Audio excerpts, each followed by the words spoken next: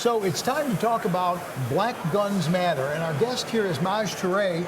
Tell us a little bit about what Black Guns Matter is. Sure. Black Guns Matter, we're a firearms safety and training organization. We go to the areas, urban areas where there's high crime, high violence, and usually that's synonymous with high gun control. So what we do is we go into those areas. We deal with urban Americans that may feel like they've been left out of the Second Amendment conversation. We give them an understanding of their rights as well as the responsibilities that come along with safe firearms ownership. We deal with conflict resolution, de-escalation, and just, and political education. So that's who we are, that's what we do, and it's been, 2 or 3 years of just a whirlwind ride. As we were talking before we started shooting, the fastest growing population are Black inner city women. So yeah. There's got to be a lot of pent-up demand for this. It's an amazing pent-up demand. So for example, we've worked with firearm companies like Bursa, for example.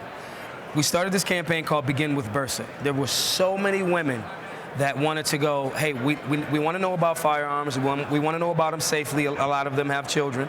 We want to know about them safely. Where do we go? So we operated as a vehicle to make sure that people understood, hey, here's a company that's getting behind Black Guns Matter, that's about safe, responsible, ownership, as well as this is a company that's going to work with you. So many women. We're talking about Chicago, Detroit, Atlanta.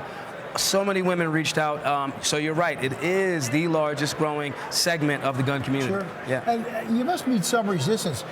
An old friend of mine is Rhonda Ezell, which was Ezell versus Chicago. Right. And Chicago did everything it could to keep gun stores out of the city limits. Absolutely. Which meant for a lot of people who didn't have cars, correct, they literally could not go and learn to shoot. Yes. So do you get a lot of resistance still from local areas? We don't get resistance from the local areas. We actually get a lot of support because of the fact that, when I say support, I mean we don't get people yelling and arguing and no, we don't want this here, because our main focus is firearms safety, conflict resolution, and de-escalation.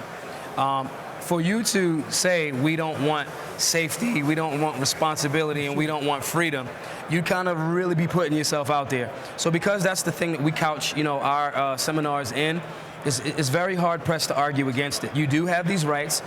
Even if you don't want to own a firearm, you should be aware of it. You should be able to tell your children about safe ownership, what to do if you at a park, you happen to come across a firearm.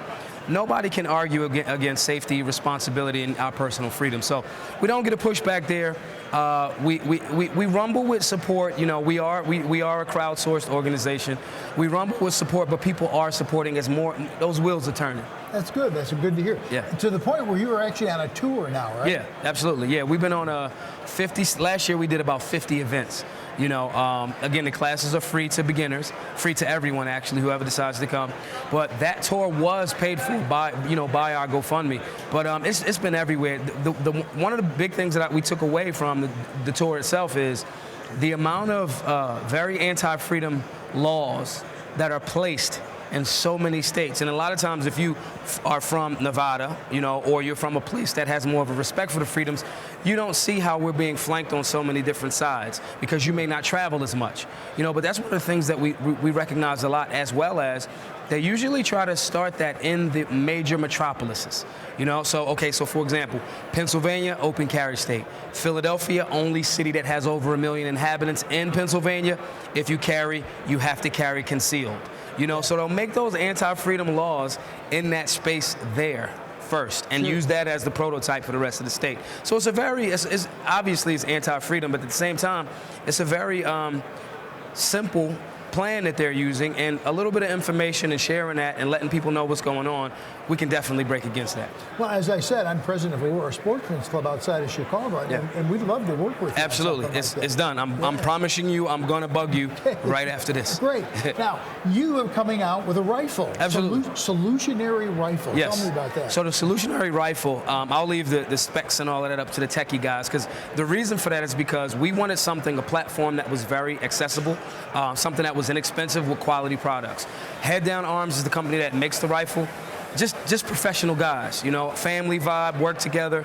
They're not too big for their britches, but because they understand what the common man and woman needs. So we put the rifle together. The concept of it being solutionary.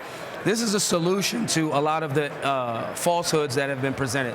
So I couldn't really ask for a better reality. Again, we started Black Guns Matter maybe 3 years ago. Now we're at a space where we've been across the country, back and forth, informing people about their freedoms, and now we have a rifle. We've partnered with that company, put a rifle together. I mean, you can't really ask for, anything much more than that in such a short period of time.